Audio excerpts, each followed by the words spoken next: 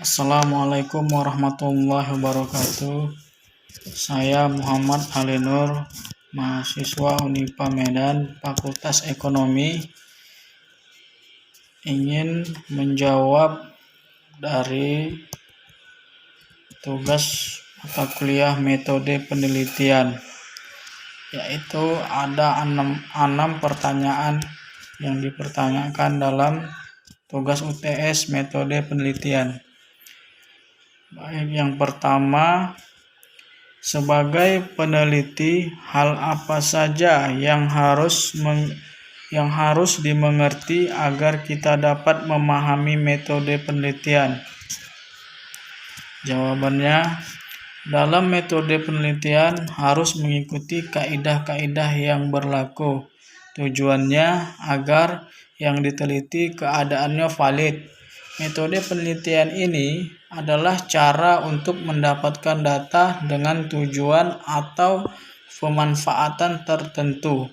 Maksud dari cara ilmiah itu harus berstandar pada ciri-ciri keilmuan. Ciri-ciri keilmuan itu adalah rasional, sistematis, dan empiris. Rasional adalah kegiatan yang dilakukan harus masuk akal, karena harus dapat dijangkau dengan penalaran manusia. Sistematis adalah bahwa proses yang digunakan dalam penelitian ini menggunakan langkah-langkah tertentu yang bersifat logis. Empiris adalah cara atau langkah yang dapat diamati oleh indera manusia seperti mata, telinga, dan sebagainya, dan orang lain dapat mengetahui cara yang digunakan. Data penelitian nantinya harus memiliki kriteria tertentu juga, yaitu valid, reliable, dan objektif. Valid adalah menunjukkan derajat ketepatan atau kesesuaian data yang diteliti. Reliable adalah itu berkaitan dengan konsistensi atau keajekan dengan waktu tertentu. Objektif itu adalah antar kesepakatan banyak orang. Data reliable belum tentu valid, dan data yang objektif belum tentu valid. Nomor 2. Pertanyaan nomor 2. Apa yang menjadi syarat pertanyaan dalam melakukan suatu penelitian? Jawab, secara insentif pertanyaan penelitian bisa diformulasikan dengan cara mengetahui kontradiksi yang terjadi antara apa yang dibutuhkan dan apa yang tersaji, apa yang terjadi dan apa yang kenyataannya terjadi, apa yang diinginkan dan apa yang diperoleh. Hal yang seringkali hadir dalam pernyataan penelitian adalah adanya persoalan dari sebuah kejadian atau indikasi tertentu. Namun, segala masalah yang ada tidak harus digunakan sebagai masalah penelitian. Terdapat syarat yang dapat sebagai masalah penelitian berlandaskan penelaahan penelitian terdahulu, seperti buku, jurnal, dan sebagainya. Ada syarat penelitian yang berlaku, yakni: pertama, terdapat informasi atau data untuk mengatasi masalah. Kedua, pengumpulan data dan informasi yang tersebut menggunakan secara ilmiah, yakni observasi, investigasi, survei, wawancara, kuesioner, dokumentasi, dan partisipasi. Ketiga, syarat keaslian dapat dipenuhi, terdapat kajian penelitian terdahulu. Keempat, ilmu pengetahuan bisa mendapat tunjangan teoretik dari masalah yang diteliti. Kelima, merupakan masalah atau topik yang sedang ramai dibicarakan. Keenam, masalah atau persoalan yang membutuhkan solusi penanganan dengan segera, di mana banyak orang yang membutuhkannya. Ketujuh, penelitian harus sadar dengan kemampuan dalam pengajuan masalah. Jangan sampai penelitian kedodoran. Agar syarat di atas bisa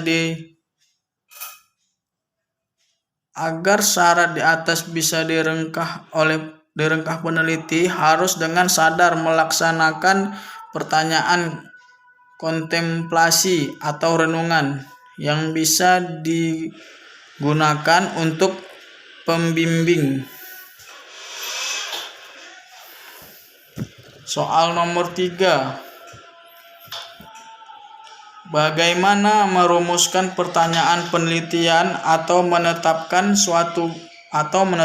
masalah penelitian? Jawab.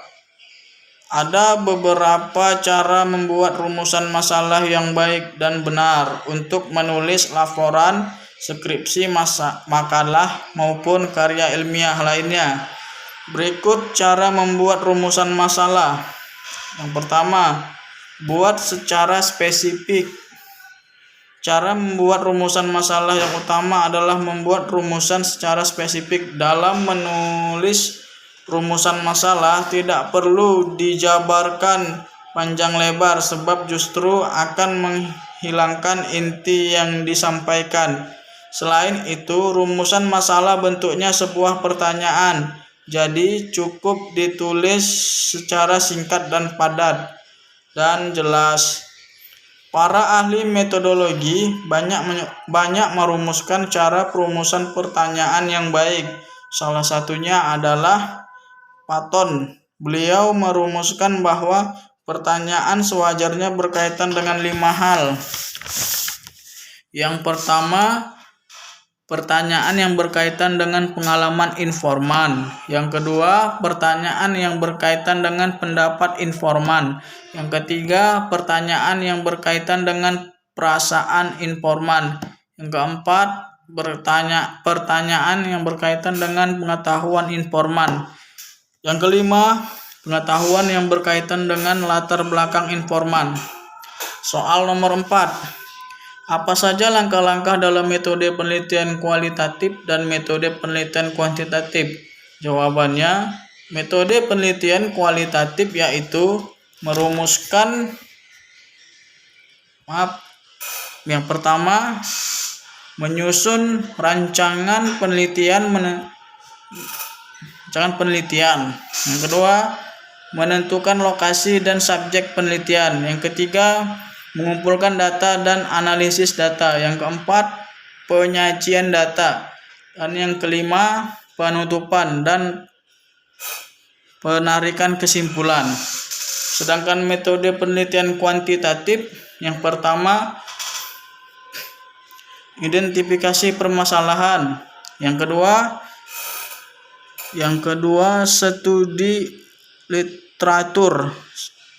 Yang ketiga, pengembangan rangka konsep. Yang keempat, identifikasi dan definisi variabel, hipotesis dan pertanyaan penelitian. Yang kelima, pengembangan desain penelitian. Yang keenam, teknik samping. Yang ketujuh, pengumpulan dan kuantitatif data. Kuantifikasi data. Pertanyaan yang kelima, jelaskan apa metode dan apa penelitian secara definisi. Jawab, metode adalah cara atau prosedur yang ditempuh untuk mencapai tujuan tertentu. Lalu ada satu istilah lainnya yang berkaitan dengan dua istilah ini, yaitu teknik, cara yang spesifik dalam pemecahan masalah tertentu yang ditemukan dalam pelaksanaan prosedur. Tuckman mendefinisikan penelitian merupakan suatu usaha yang sistematis untuk menemukan jawaban ilmiah terhadap suatu masalah. Sistematis artinya mengikuti prosedur atau langkah-langkah tertentu.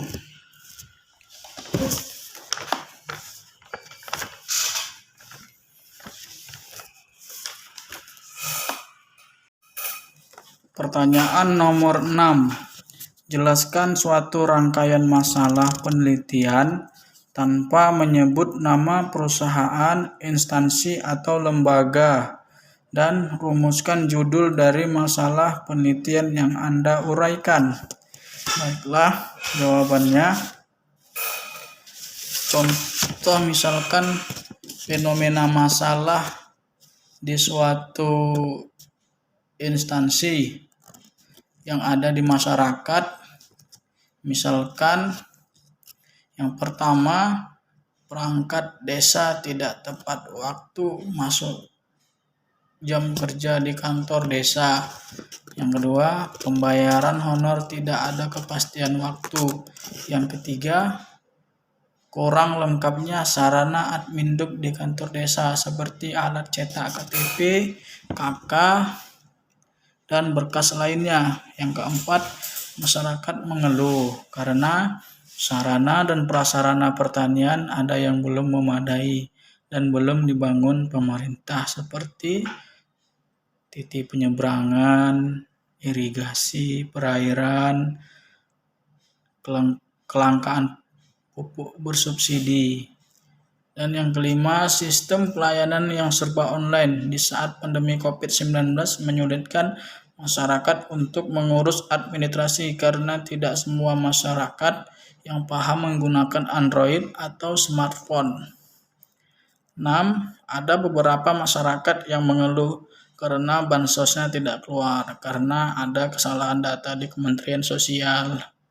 Yang ketujuh, kurangnya fasilitas transportasi kesehatan di puskesmas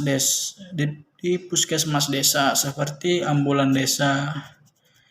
Jadi ini variabelnya X pelayanan, Y kepuasan masyarakat, dan judulnya pengaruh kualitas pelayanan aparatur desa terhadap kepuasan masyarakat desa pematang. Saya ulangi, judulnya pengaruh kualitas pelayanan aparatur desa terhadap kepuasan masyarakat desa.